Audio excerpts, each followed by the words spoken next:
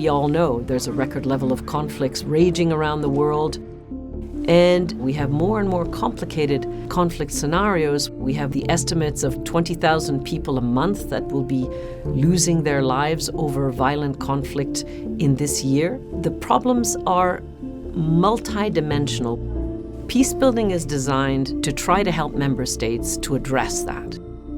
So really, peacebuilding is about looking at the root causes of conflict. What are the things that are driving conflict in a society and creating the conditions that will make conflict less likely in a country?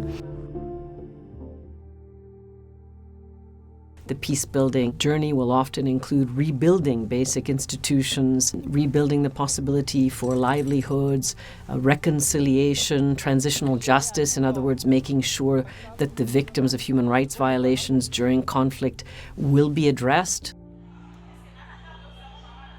For example, the Colombian peace process and peace agreement, a lot of that was predicated on justice for the victims and addressing the past in a way that would allow Colombian society to heal. The fund was set up to be able to work through the UN system and utilize a lot of our UN partners, agencies, funds, and programs to support member states along what we call the peace continuum. Before a conflict erupts, during, and after, to build and sustain peace in their societies. So we really are based on national ownership, and the peacebuilding journey of each and every country will be somewhat different.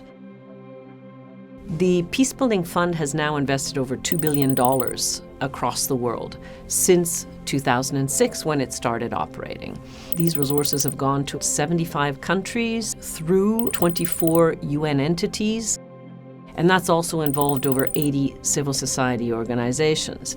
We've done some important work in countries like Colombia, Guatemala, Sierra Leone, Liberia, to support the implementation of their peace agreements or dialogue processes.